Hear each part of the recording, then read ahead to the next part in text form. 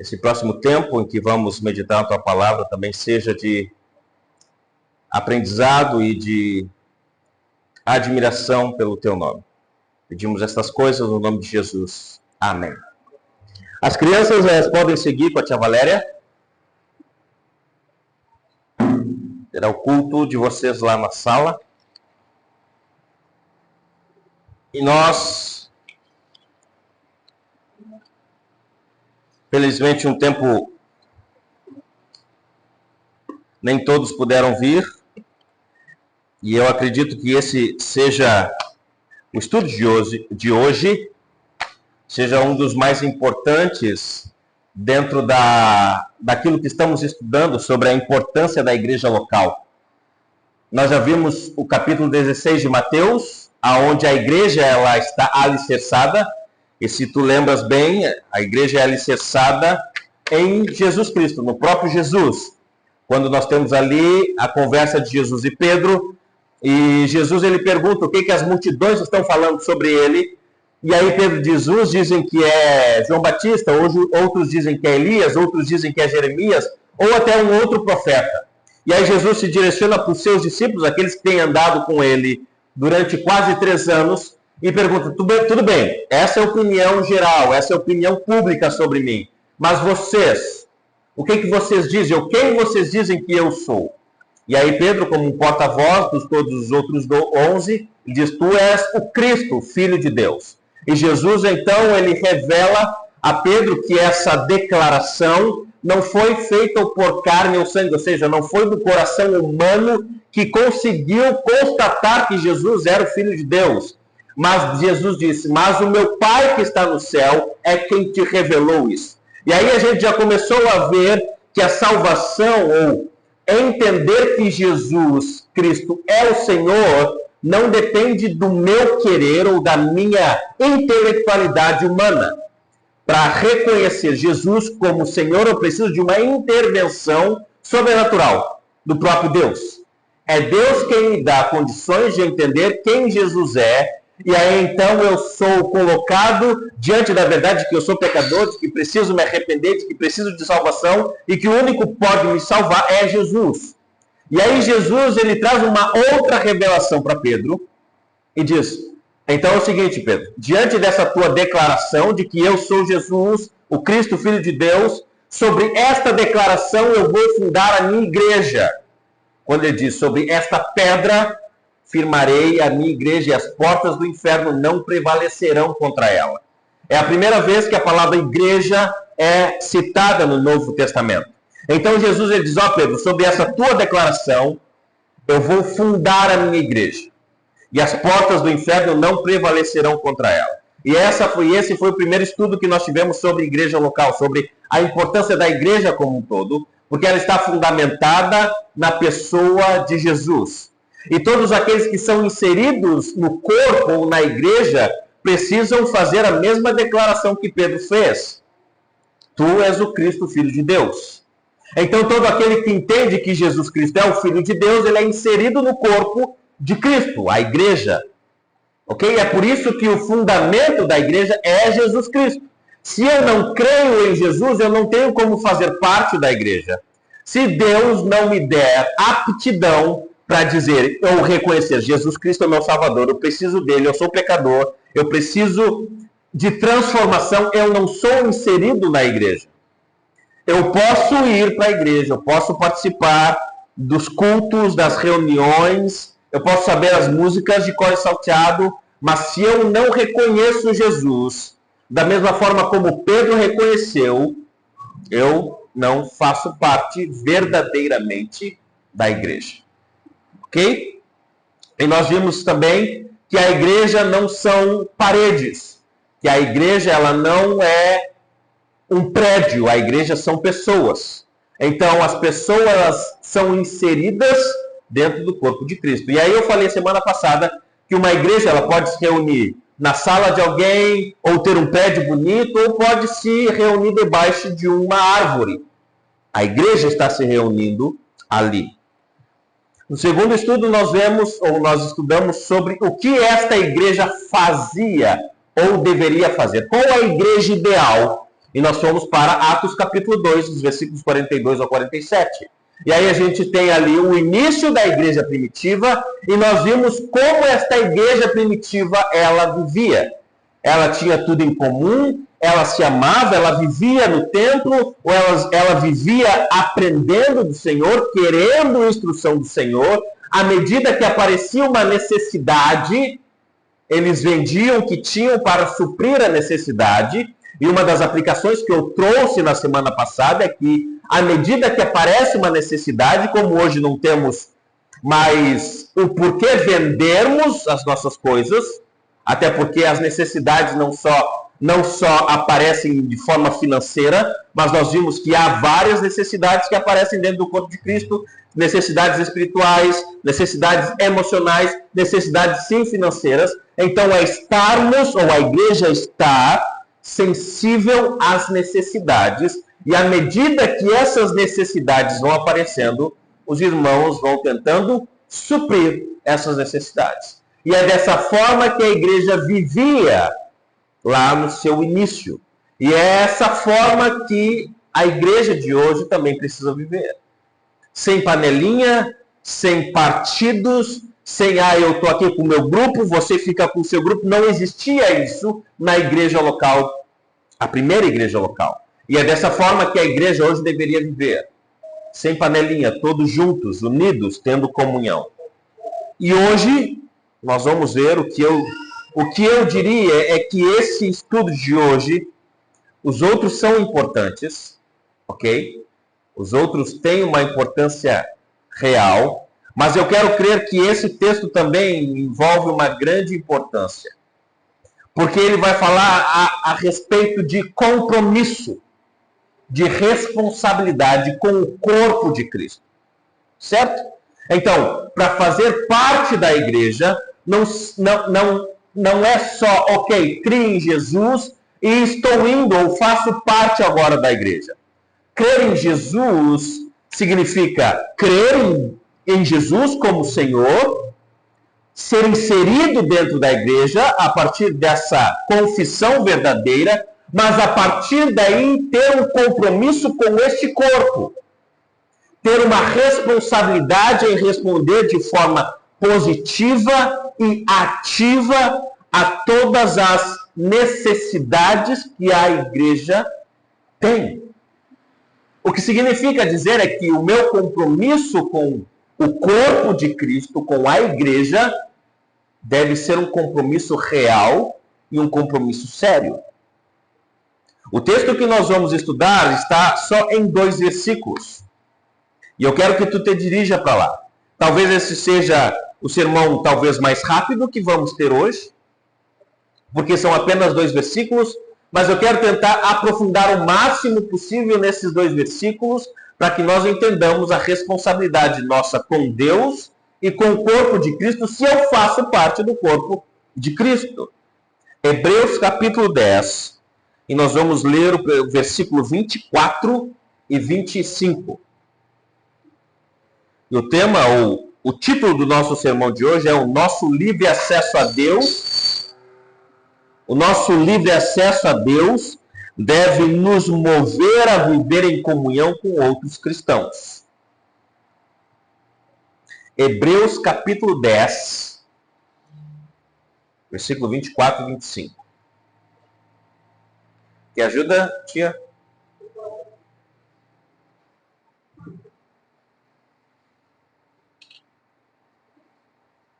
Hebreus.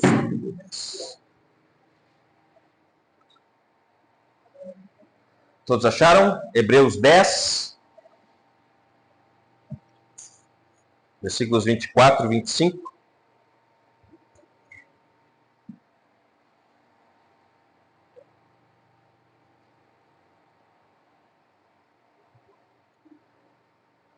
E eu quero que vocês tenham em mente o seguinte: o pastor Leandro está tentando nos constranger a vir todos os cultos. Não, não é isso. O pastor Leandro está nos constrangendo a participarmos de todas as reuniões possíveis. Não, não é isso. O que eu quero mostrar para vocês diante desse texto é que o autor de Hebreus, ele ensina e requer que os irmãos que aqueles que fazem parte da igreja têm um compromisso real com a igreja. Isso significa dizer que, sempre quando possível e que estiver dentro do meu alcance, eu vou me esforçar por estar junto com os meus irmãos. Independente se é no culto dominical ou se é em outro evento, mas eu vou me esforçar para estar unido com os meus irmãos. Aconteceu um imprevisto, o carro quebrou, não consegui ir, não tem problema. Não consegui, estou doente, não tem problema. Mas, no que estiver ao seu alcance, se esforçar para estar no culto ou nas reuniões, ou seja lá onde for que combinar. Rapaz, vamos fazer uma janta na casa do irmão Saúl. Beleza? Vamos estar lá. Vamos fazer um churipan na casa do pastor Leandro. Tudo bem, vamos estar lá. É estar disponível e sempre pronto para dizer, tudo bem, eu vou me esforçar para estar junto com os meus irmãos. Certo? O texto ele vai dizer assim a partir do versículo 24. Cuidemos também de nos animar uns aos outros no amor e na prática de boas obras. Não deixemos de nos congregar, como é costume de alguns. Pelo contrário, façamos admoestações, ainda mais agora que vocês veem que o dia se aproxima. Vamos orar. Obrigado, Senhor, pela Tua palavra. Nos ajude a entender, ó Pai, tudo que o Senhor quer que aprendamos hoje. Abençoe os meus irmãos e amigos que estão aqui. Ajude-os a entender, mas também ajude a mim. Me ajude a ficar na verdade da Tua palavra. Me esconda atrás da cruz, atrás de Jesus, e que Ele seja engrandecido. Em nome de Jesus. Amém. O texto ele é bem simples e claro de entender. Ok? O texto ele é bem simples e claro de entender. Nós já temos visto, esse é o terceiro estudo sobre a importância da igreja local. Como eu falei no início, o primeiro foi sobre o fundamento na qual a igreja está alicerçada. Depois nós vimos a prática da igreja, como eles viviam, Atos capítulo 2. E hoje a gente vai ver a responsabilidade que cada um tem diante de Deus para com a sua igreja local. Vocês lembram que no Antigo Testamento, Deus ele ordenou para que o povo ele construísse o templo, ou antes de terem um reinado organizado, eles viviam no deserto. Lembram disso? Eles viviam em tendas. E o Senhor, lá em Levítico, ele vai dar instruções para construírem a tenda da congregação, para aonde eles iriam guardar a arca da aliança, onde tinha os 10 mandamentos, aonde eles fariam todo aquele processo de sacrifício, expiação de pecados e tal. E aí, nesse tempo, Deus ele faz com que Moisés ele constitua um sacerdote, o sacerdote é Arão, e ali vem depois os levitas, todos aqueles que vão servir na tenda da congregação. Mais para frente, quando começa a época da monarquia, que vem rei Saul, rei Davi, até então não havia templo estabelecido, era só a tenda da congregação. Davi, então, lá em 1 Samuel, diz, eu quero construir um templo, uma casa para Deus. Deus diz, através do profeta Natan, diz, não, tu não vai construir nada para mim. Quem vai construir vai ser a tua descendência, o teu próximo filho, ou o teu filho, aquele que vai assumir o teu lugar. E aí, então, vem Salomão. Salomão, então, ele constrói o templo de Deus, certo? Para Deus. Nesse templo e na tenda da congregação havia um lugar chamado Santo dos Santos. Esse Santo dos Santos só tinha acesso a esse lugar o sumo sacerdote. Ninguém mais. E esse Santo dos Santos, ele era separado por um véu. E esse véu, ele significava que o homem pecador não tinha acesso a Deus, não poderia ter acesso a Deus. Apenas aquele que Deus havia escolhido para ser o seu intermediador. Certo? Aquele que faria a expiação dos pecados do povo, aquele que se achegaria a Deus. como representante do povo para fazer todas esses rituais que o Senhor havia dado para ele. Então, no Antigo Testamento, o Santo dos Santos era o lugar mais sagrado do tabernáculo e do templo. Era ali que a presença de Deus habitava de maneira especial no meio do povo. Ou seja, a tenda da congregação e o templo depois representava a presença de Deus no meio do povo. É por isso que, eu não sei se vocês lembram, que todos os judeus que viviam longe de Israel faziam peregrinações uma vez no ano para irem adorar no templo, porque era lá onde Deus se encontrava. Vocês lembram que quando Daniel ele foi exilado para a Babilônia, ele orava 3 vezes por dia. Lembram disso, dessa história? Até é por causa disso que ele é levado para a cova dos leões. Mas vocês sabem em que direção Daniel ele se posicionava para orar?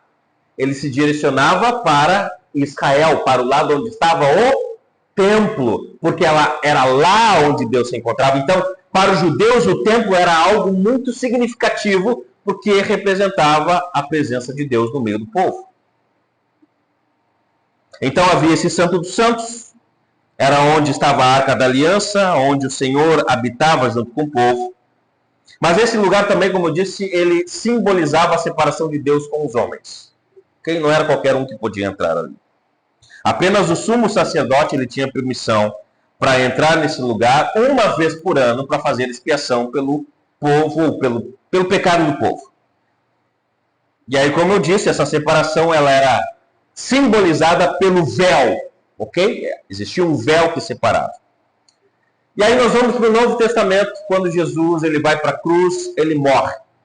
Eu não sei se você lembra dessa história, mas quando Jesus morre, o que acontece no templo? O véu ele se rasga de cima a baixo. Tem até uma música que cantamos, o véu que separava, já não separa mais. Lembra desse cântico? Então, esse véu que fazia a separação de Deus com os homens é rasgado quando Jesus Cristo morre. O véu do templo ele foi rasgado, isso tu encontra em Mateus 27. E esse evento, ele agora mostra que todas as pessoas agora têm acesso a Deus, porque o intermediador é Jesus Cristo. Jesus Cristo ele se torna intermediador de todos quando ele morre, fazendo com que este véu que antes separava Deus do homem, agora o livre acesso, há um livre acesso até Deus. A separação que existia entre Deus e os homens foi removida. Porque o sacrifício de Jesus foi suficiente para abrir o caminho. E aí, se tu for para o versículo 19 de Hebreus, capítulo 10, versículo 19 de Hebreus, é sobre isso que o autor está falando. O versículo 19 do capítulo 10 de Hebreus, o autor ele começa dizendo o seguinte: portanto, meus irmãos, tendo ousadia para entrar no santuário pelo sangue de Jesus, pelo novo e vivo caminho que ele nos abriu por meio do véu, isto é, pela sua carne, tendo um grande sumo sacerdote, a casa de Deus, aproximemo-nos com um coração sincero, em plena certeza de fé, tendo o coração purificado de má consciência e o corpo lavado com água pura. Esse é o contexto dos versículos que nós acabamos de ler. O autor está dizendo, meus irmãos, o acesso a Deus foi aberto. Não temos mais impedimentos nenhum. Vocês que são cristãos, que creram em Jesus, vocês têm livre acesso. Então se aproximem de Deus, cheguem à casa de Deus de forma confiante. É o que o texto está dizendo, com ousadia, para entrar no santuário pelo sangue de Jesus. Vocês agora têm condições de entrar na presença de Deus, porque o sangue de Jesus é capaz de fazer essa intermediação. Ou o próprio Jesus, como intermediário, ele abriu o acesso para vocês. Então, vamos! As portas até Deus está aberta. Então, vamos até lá. É um chamado a um compromisso com Deus. Essa é a primeira parte do nosso texto. É o contexto do nosso texto. O autor de Hebreus explica essa verdade de forma fabulosa nos versículos 19 e 23. Agora temos plena confiança para entrar no Santo dos Santos pelo sangue de Jesus. Então, nós temos plena confiança de entrar na presença de Deus e que nós não seremos destruídos, porque Jesus abriu acesso. Todo aquele no Antigo Testamento que entrasse no Santo dos Santos, se não fosse o sumo sacerdote, ele morria. Houve até um evento onde os filhos de Arão, que era o sacerdote, eles entram na presença de Deus e oferecem um sacrifício que não era para oferecer, o que não agradou a Deus, e eles foram incinerados vivos na hora. Que não era para eles estarem ali. Então não era qualquer um que podia entrar diante de Deus. Quando Jesus morre, como eu disse, todos agora têm a oportunidade de entrar na presença de Deus, por meio do sangue de Jesus. O versículo 19 fala isso. Então tenhamos plena confiança de entrar no Santo dos Santos pelo sangue de Jesus. Jesus, ao entregar seu corpo na cruz, ele se torna esse novo caminho, esse novo intermediador. Nós tínhamos o intermediador no Antigo Testamento, que era um homem, e só ele podia fazer sacrifício pelo povo, entrar na presença de Deus, mas agora Jesus abriu o caminho para toda e qualquer pessoa chegar lá. Então, se eu tenho acesso a Deus, sem restrições, o autor de Hebreus diz, vamos nos aproximar de Deus. Não somos mais restringidos por nada. Não temos mais obstáculos nenhum. Jesus, ele abriu o caminho. E esse é o novo caminho que o autor de Hebreus está dizendo. Versículo 20, pelo novo e vivo caminho que ele nos abriu por meio do véu. Esse caminho vivo é o próprio Jesus. Não é à toa que Jesus fala lá em João capítulo 16, se eu não me engano, diz, eu sou o caminho, a verdade e a vida. Ninguém vai ao Pai senão por mim. Agora ele é o nosso grande sumo sacerdote, ele intercede por nós diariamente, garantindo que nós podemos nos aproximar de Deus. Jesus, ele está do lado do Pai, de Deus, intercedendo por nós. Então, se tu é um cristão, Jesus, ele está lá intercedendo por ti diariamente. Todas as vezes que nós pecamos ou que você peca, Jesus está lá dizendo para o Pai, Senhor, perdoa os pecados dele. Eu já paguei pelos pecados dele. Senhor, olha para as minhas mãos, olhe para o meu lado, está pago. Ele está intercedendo por nós todos os dias. É o que 1 de João, capítulo 1, ele vai dizer. Se tu fores comigo lá para o capítulo 1 de 1 de João, se tu não conseguires achar tudo bem, eu leio aqui para vocês. O versículo 8 do capítulo 1, ele diz assim, se dissermos que não temos pecado nenhum, a nós mesmos nos enganamos, e a verdade não está em nós. Versículo 9, texto importantíssimo. Se confessarmos os nossos pecados, ele é fiel e justo para nos perdoar os pecados e nos purificar de toda injustiça. Ou seja, todas as vezes que nós pecamos e nós pedimos perdão, o texto nos diz que ele é fiel e justo para nos perdoar. É uma promessa. No versículo 1 do capítulo 2, João ele continua dizendo, meus filhinhos, escrevo-lhes estas coisas para que vocês não pequem. Mas se alguém pecar, temos advogado junto ao Pai, Jesus Cristo, o justo. Ele é a propiciação pelos nossos pecados, e não somente pelos nossos próprios, mas também pelos do mundo inteiro. Esse caminho que o autor de Hebreus está nos dizendo, Jesus abriu para que todos pudessem chegar até Deus, pedir perdão pelos seus pecados e serem perdoados.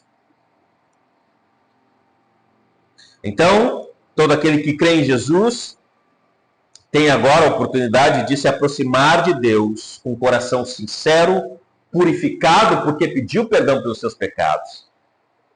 E Deus está lá de braços abertos, recebendo as pessoas. Esse acesso direto a Deus não é um privilégio individual, mas é uma bênção que nos convida a viver em um corpo.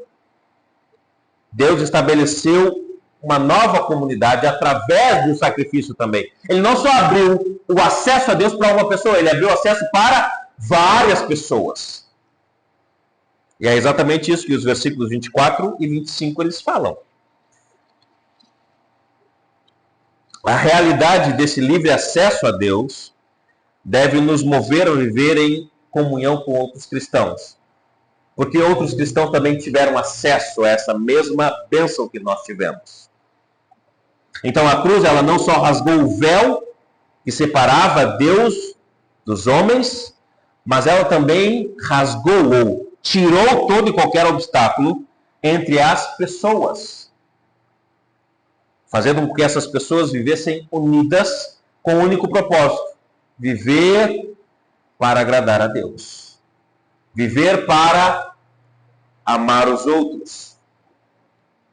Versículos 19 a 25 é este contexto dos nossos versículos.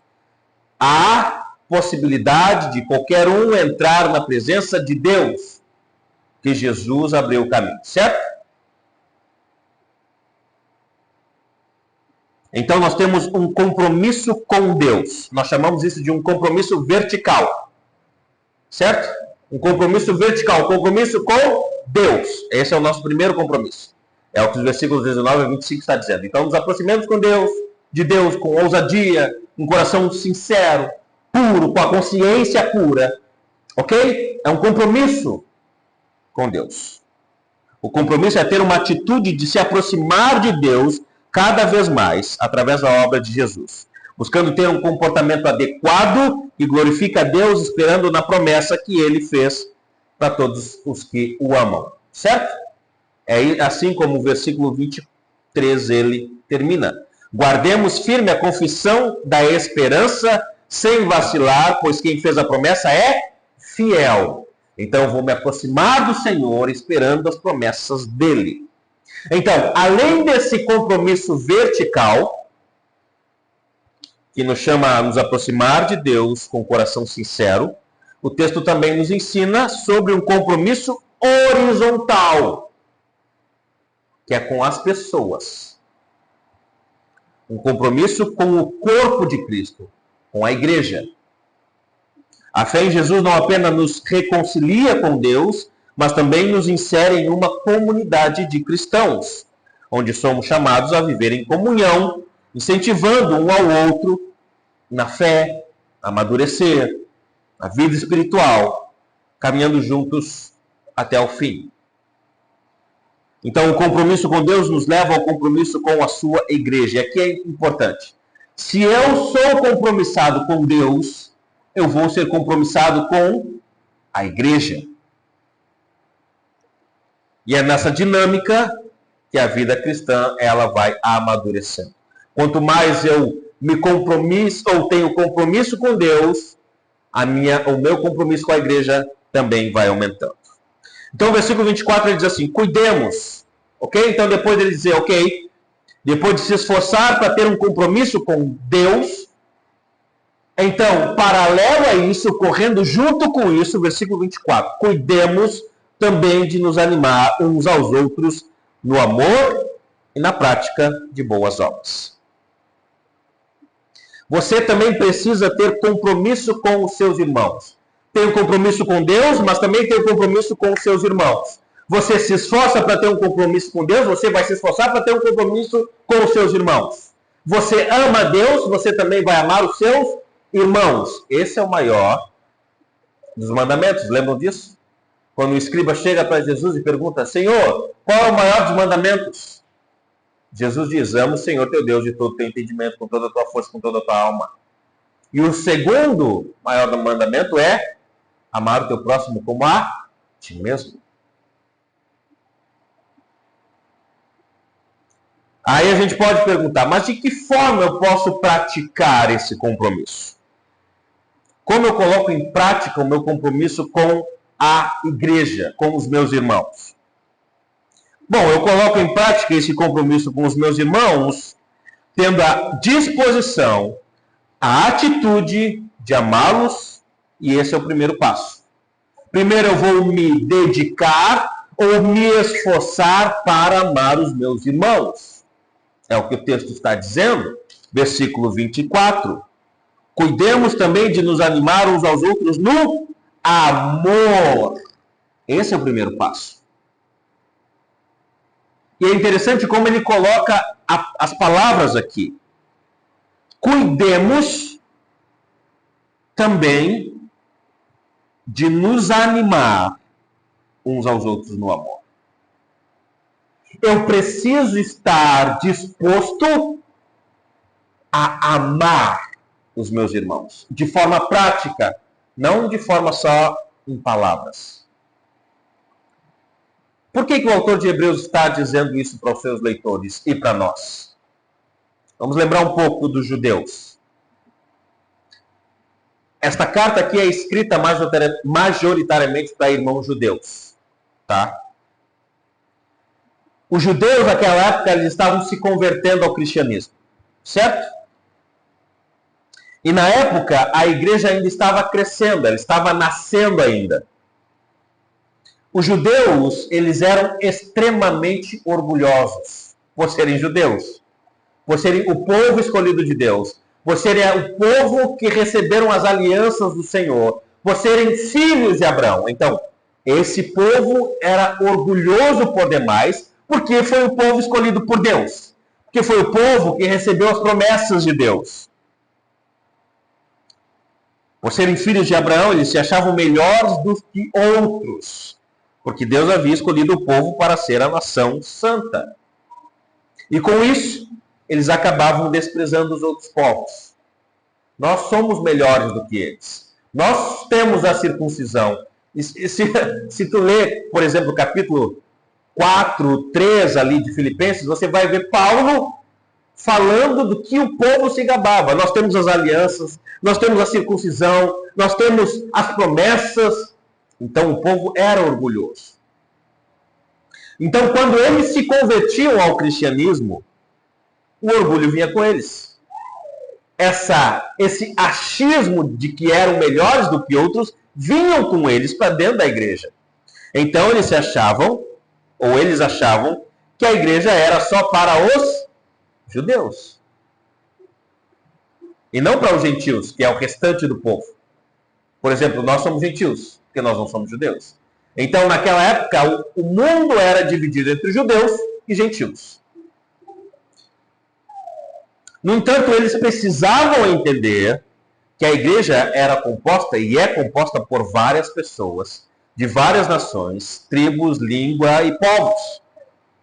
Então, esse orgulho ele deveria ser deixado de lado, deveria ser colocado no lixo, e ao invés desse orgulho, eles deveriam cultivar o quê?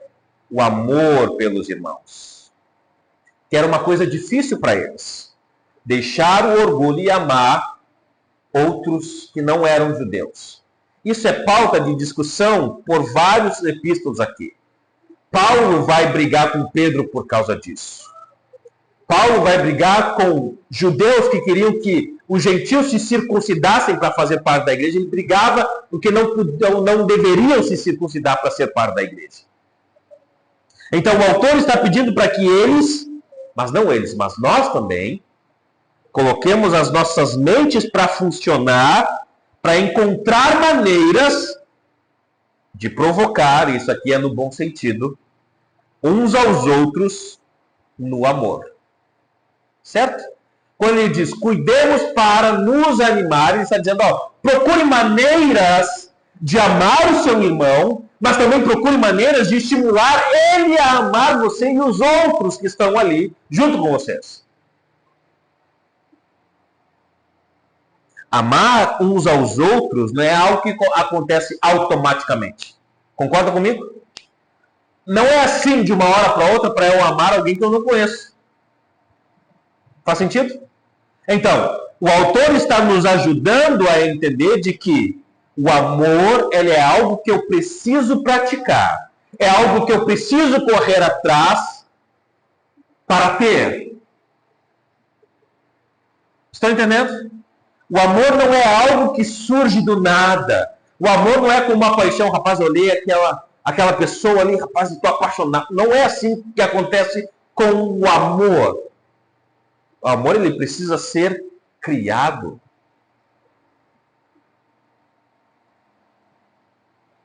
E é isso que o autor está tentando nos ensinar.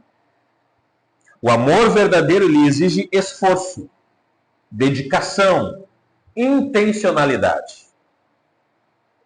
Quer ver um exemplo? Acho que todos aqui, menos os meninos, são ou foram casados. Houve momentos em que você não amou seu cônjuge, certo? Houve momentos de tensão, de brigas, de discussões, de conflitos, que naquele momento específico você não estava amando o seu cônjuge.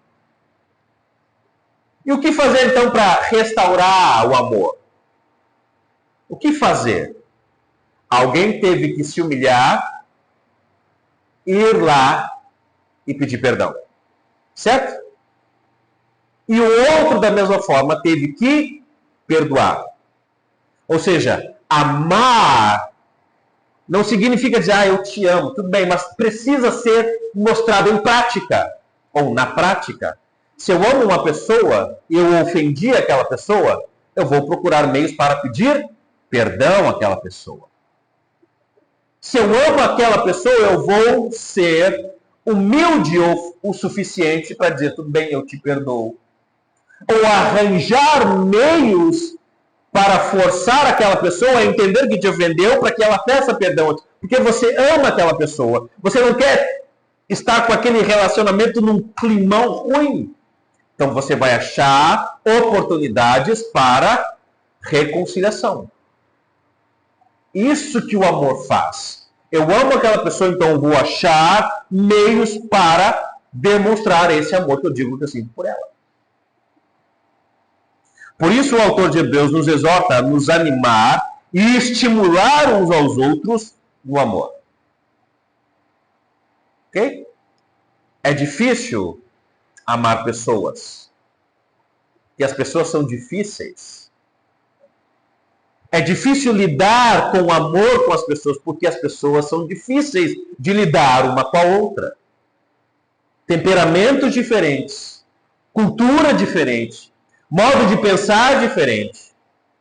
Mas ainda assim, a Bíblia nos ensina que devemos amar uns aos outros.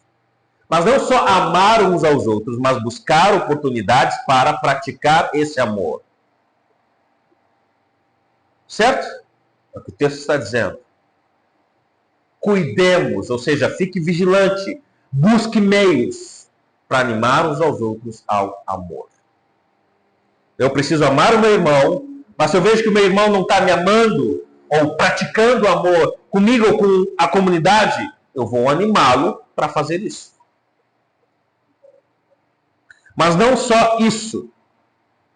O texto também nos diz que devemos nos animar no amor e na prática das boas obras. E aí é uma que complementa a outra. O que são boas obras? Quando nós vamos para o texto bíblico, boas obras não significam aquilo que nós achamos que é dar esmola para o mendigo, dar comida para o...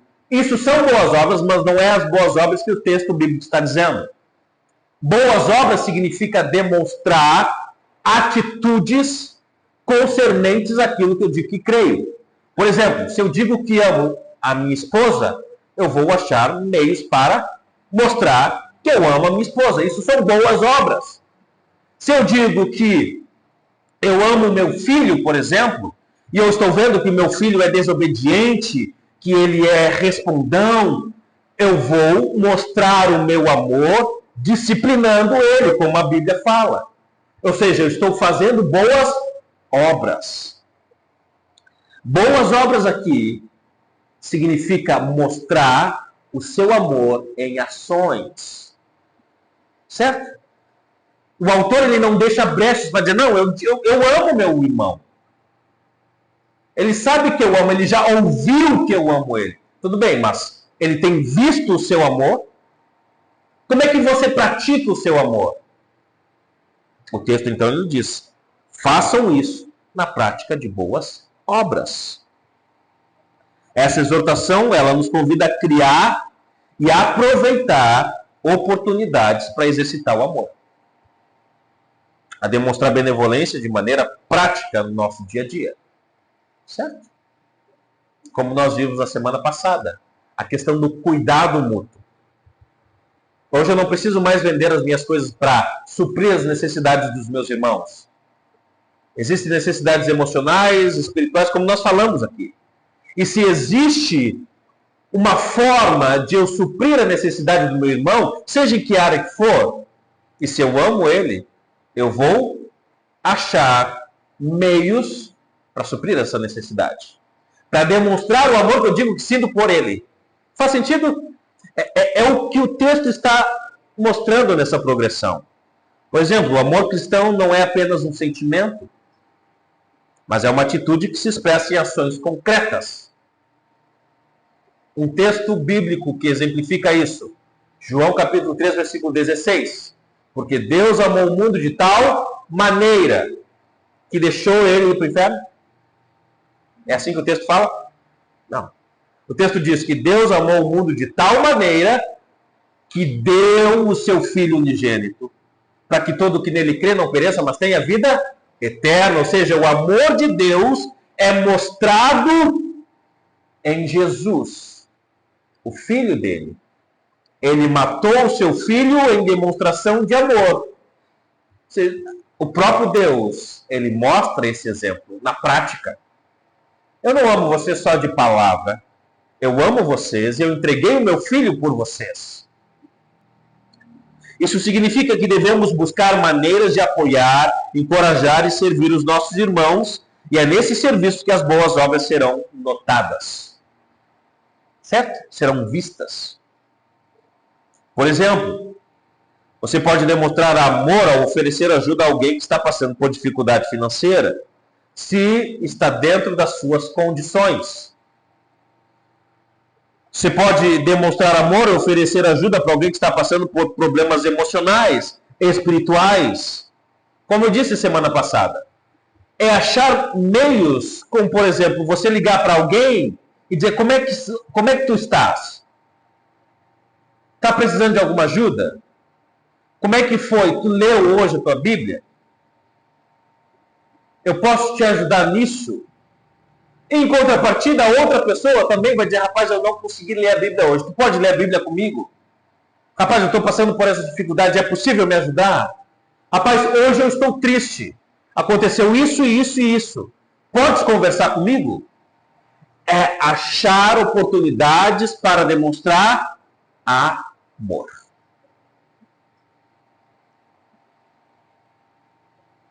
Isso pode incluir fornecer alimentos, contribuir para atender necessidade específica ou até mesmo estar disponível para ouvir e orar com a outra pessoa. Isso significa que a nossa caminhada cristã não é uma jornada solitária. É por isso que ele diz, não deixemos de congregar, porque é na congregação dos santos que vamos encontrar essa comunhão. Somos chamados a nos preocupar com o bem-estar espiritual, emocional, em todas as partes dos nossos irmãos. E aí, então, animar no amor, animar nas boas obras, encorajar, dizer, eu estou aqui, conte comigo. Essa é uma consideração que todos nós deveríamos fazer. Se estamos fazendo isso.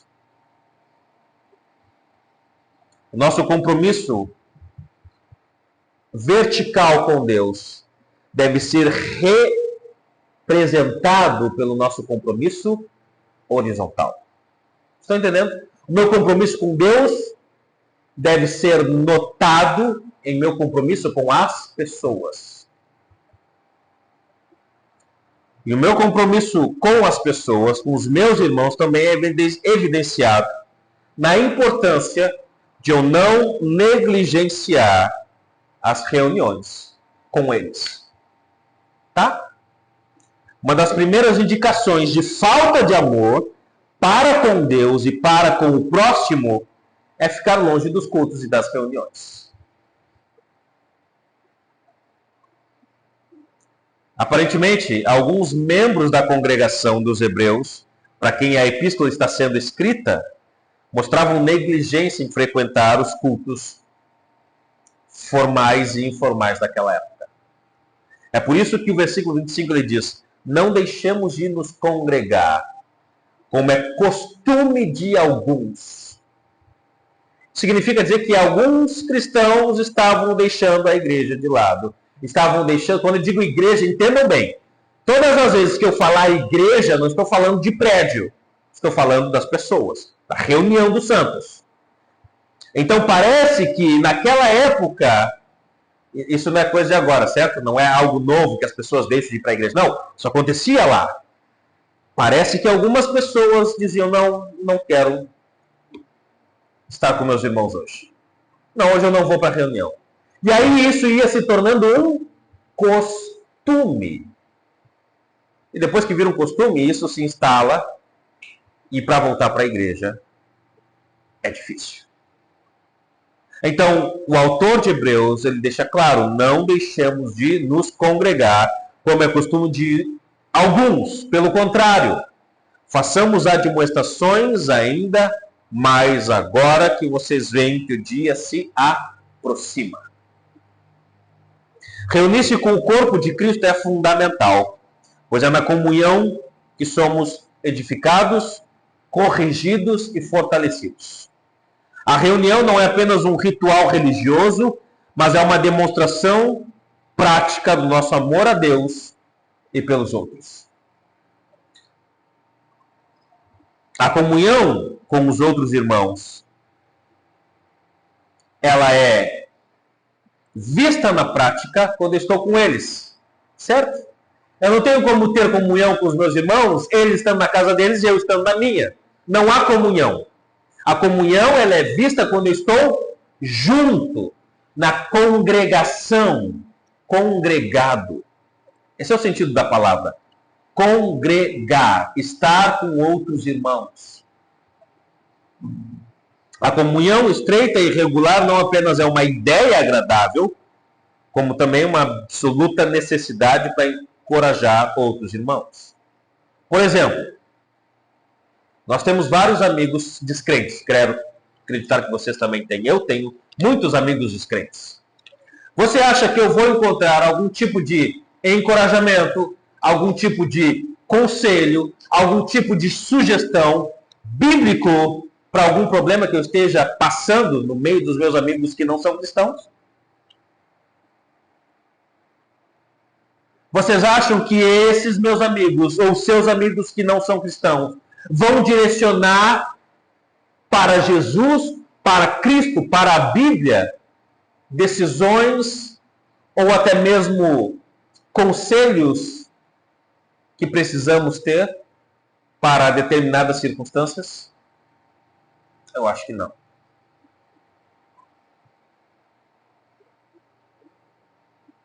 É no meio dos irmãos que eu vou ser encorajado. Por exemplo, se eu tiver uma briga conjugal, é no meio de irmãos casados, que eu vou ter, quero crer, conselhos bíblicos. Continue amando a sua esposa. Perdoe a sua esposa. Perdoe o seu esposo. Continue amando ele. Continue respeitando. Peça perdão onde tem que pedir perdão. Perdoe, se possível. Se fosse em outro tipo de conversa, você diz: não, procure outra. Peça separação e vá, invista na sua felicidade. O que importa é ser feliz. Mas a Bíblia não fala sobre isso. A Bíblia fala sobre sacrifícios, sobre amor sacrificial. É na igreja que nós somos encorajados a continuar firmes. Por exemplo, em Hebreus capítulo 3, alguns capítulos antes, o autor ele diz assim no versículo 12: exortem-se mutuamente cada dia, durante o tempo que se chama hoje, a fim de que nenhum de vocês seja endurecido pelo engano do pecado. Versículo 13. Capítulo 3 de Hebreus, versículos 12 e 13. Uns capítulos antes do capítulo 10. Só tu folhear algumas páginas. Versículo 12 e 13 de Hebreus 3. Tenham cuidado, irmãos, para que nenhum de vocês tenha um coração mau e descrente, que se afaste do Deus vivo. Pelo contrário, animem uns aos outros todos os dias durante o tempo que se chama hoje, a fim de que nenhum de vocês seja endurecido pelo engano do pecado. Onde é que nós vamos ser protegidos pelo engano do pecado? Na comunhão dos irmãos. É na comunidade de cristãos que eu vou cuidar do meu coração para que eu não seja endurecido pelo pecado. Reunir-se com o corpo de Cristo é fundamental, pois é na comunhão que somos edificados, corrigidos, fortalecidos. A tarefa, então, da igreja de encorajar os outros é algo contínuo. E esse encorajamento não é apenas um conselho, mas é uma responsabilidade que todos nós devemos compartilhar. Então, como irmãos na fé, somos chamados a cuidar uns dos outros. Então, perceba, se por acaso, em alguma circunstância, eu lhe chamar a atenção, é porque eu amo você. Tá? Não é porque eu quero o seu mal, ou porque eu sou chato, ou coisa do tipo, mas é porque eu amo você. Porque eu estou cuidando de você. Quando eu lhe chamo para vir para o culto, o pastor já está chamando de culto. Sim, eu estou chamando para o culto. Por quê? Porque eu quero vocês reunidos.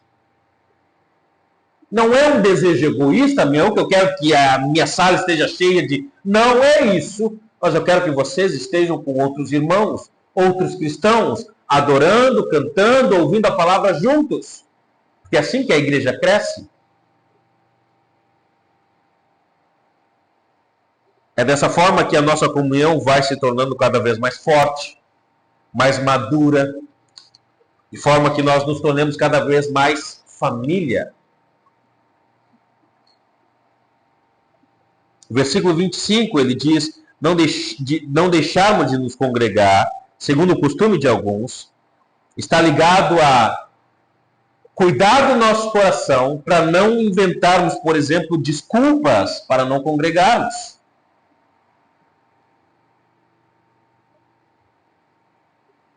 Esse cuidado é especialmente necessário porque nós enfrentamos não só os nossos desejos, mas nós enfrentamos também um inimigo muito forte, que é o diabo. Certo? Satanás ele está sempre atento, procurando maneiras de desviar as pessoas do caminho do Senhor.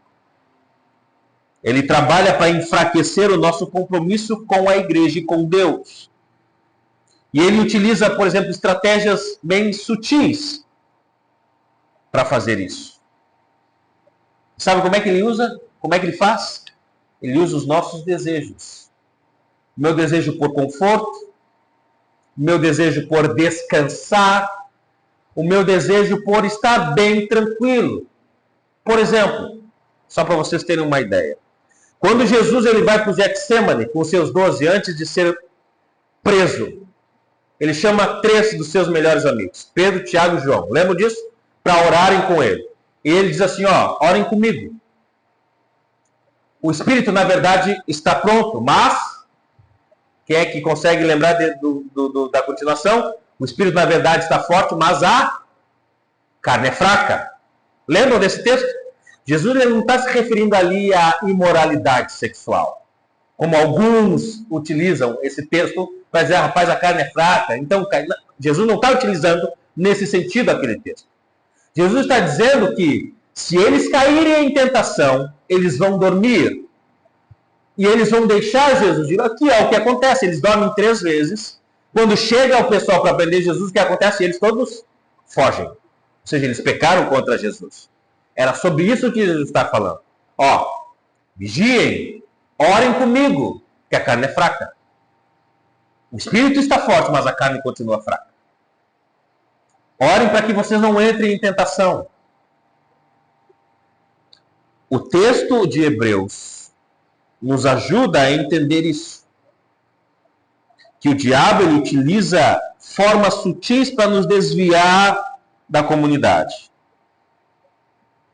E aí, quando ele ganha ou ele consegue, de certa forma, nos influenciar, usando isso que eu acabei de dizer, nosso conforto, cansaço, é muito comum nós ouvirmos, por exemplo, rapaz, hoje eu estou muito cansado, eu não vou para a igreja. Ou, a semana foi cheia, quero só ficar em casa. Ou, preciso de um tempo para mim, preciso cuidar de mim. Eu posso adorar a Deus de casa, sozinho, eu não preciso da igreja para fazer isso. Isso parecem desculpas inofensivas, mas são desculpas que, se tornarem constantes, vai deixar as pessoas longe da igreja. Certo?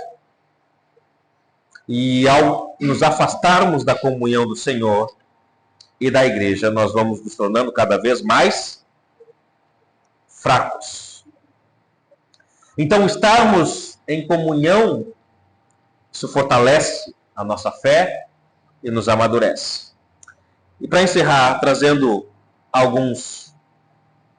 poucas aplicações para nós, para que isso não aconteça com a gente, de não deixar de congregar. Primeiro, é necessário pedir a Deus força, orar ao Senhor, certo? Eu não sei como é que é a sua comunhão com Deus. Eu não sei quanto tempo você passa orando, eu não sei se você ora em casa, mas um dos pedidos que tu deves fazer para Deus é: Senhor, me ajude a congregar. Me ajude, Senhor, a estar com os meus irmãos. Me ajude a estar em comunhão com a igreja. Me ajude a ser fiel. Essa é a primeira coisa que nós devemos fazer. A segunda coisa é aproveitar as oportunidades que temos de comunhão. Rapaz, tem culto no domingo, eu posso ir? Posso, então eu estou lá. Rapaz, vai ter reunião de oração na casa de algum irmão, eu posso estar? Eu posso, então eu vou lá. Rapaz, vai ter um tempo de cântico e um café da tarde lá na casa do irmão fulano. Eu posso estar? Posso, então eu vou lá. Aproveitar as oportunidades, como a igreja primitiva aproveitava. Essa é a segunda coisa. A primeira coisa é orar a Deus pedindo que Ele nos torne cada vez mais fiéis a Ele. A segunda coisa é aproveitar as oportunidades. Eu posso? Posso, então eu estou lá. Rapaz, eu não posso, mas eu queria estar, mas eu não posso. Tudo bem. Entende a diferença? Rapaz, eu não quero, então eu não vou. Ou eu quero, mas eu não posso. Estou impedido. É diferente uma coisa da outra. É estar sempre disposto a estar, mesmo que não possa. Certo? A terceira e última coisa é mostrar interesse pelos outros. Tá? É se mostrar interessado no irmão. Como é que eu faço isso? Rapaz, tu pode ligar, pode mandar mensagem, tu pode mandar um zap, tu pode mandar um SMS, eu não sei se ainda há SMS hoje, mas tu pode se importar com os seus irmãos. Rapaz, eu não tenho telefone, não tenho como mandar mensagem, rapaz, então eu vou no culto, porque lá eu vou ver ele. E aí eu vou perguntar como é que ele está, perguntar como é que está a família, vou perguntar como é que está o trabalho. É se importar. Porque ao se importar, tu vai estar mostrando para o irmão que você o ama. Certo? Ore ao Senhor, pedindo que lhe dê força para se manter fiel. Busque aproveitar as oportunidades, sempre que possível. Mostre interesse nos seus irmãos. Que assim a gente vai estar praticando o versículo 24, cuidemos para nos animar no amor e nas boas obras. E vamos também cumprir o versículo 25, não deixemos de congregar como costume de alguns. Mas vamos estar juntos, porque o dia se aproxima. Esse dia que o autor diz aqui, o dia do Senhor, é a segunda vinda do Senhor. Ok? Os dias estão passando rápido. Coisas estão acontecendo no mundo que nos apresenta um quadro sendo pintado para alguma coisa maior no futuro. Não estou dizendo que são sinais, Olha, o que eu estou dizendo é que está se pintando uma moldura de um quadro. E tudo isso indica ou sugere que o dia do Senhor se aproxima. Os irmãos aqui esperavam o dia do Senhor. Já temos aí mais de 2000 anos esperando. E vamos continuar esperando. Então, quanto mais o dia se aproxima, mais nós precisamos estar dispostos para estarmos juntos. Imagina, se o Senhor vem no arrebatamento e nós estamos no dia de culto, cantando, louvando ao Senhor, e a gente começa a subir do nada. Isso é fabuloso. Para mim, esse seria o ideal. Todo mundo subindo junto. Ok? Não sei se é assim que vai acontecer, mas vai acontecer. Então, quanto mais o dia se aproxima, mais precisamos estar juntos. Porque vocês lembram, nos últimos dias, o amor de muitos se esfriará. Lembram disso? Jesus fala isso em Mateus 24. O amor de muitos se esfriará. Por que será que se esfriará? Porque eu quero crer que a comunidade não vai estar se animando no amor. Vai ser tudo individual. Não, o irmão está lá, eu estou aqui, eu estou bem. Não precisamos estar juntos. Não preciso ligar para ele. Não preciso me importar com ele. O amor de muitos se esfriará. E não sejamos essas pessoas. Ok? Sejamos as pessoas que o autor de Hebreus fala. Vamos nos animar. Vamos nos amar. Vamos congregar. Vamos estar juntos. E é isso que o Senhor quer. Ok? Então vamos orar, vamos agradecer. E depois nós estamos encerrados. Nosso Deus e nosso Pai, nós te louvamos e te engrandecemos, que a tua palavra ela é viva e eficaz, capaz de atingir o nosso coração como uma bomba. Nos ajude, ó Deus, a expressarmos o nosso amor de forma prática, em atitudes,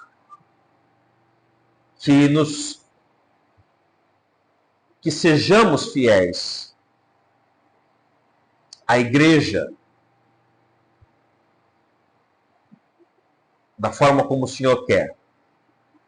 Nos ajuda como cristãos a sermos fiéis ao Senhor, fiéis aos nossos irmãos, e assim, ó Deus, sermos encontrados sem nenhuma falta nesse sentido. Abençoe os meus irmãos, dê uma boa semana para eles, e que, ó Deus, essa semana que se inicia seja uma semana abençoada, e que esperemos com ansiedade boa o próximo domingo, quando estaremos juntos. Abençoe-nos, ó Deus, pedimos isso em nome de Jesus. Amém. Então, tenham todos uma boa semana. Nós temos café, eu acho que o café está lá fora. Nós temos bolachinha também, fique à vontade. Não sei se você quer tomar mate, mas está um pouco calor.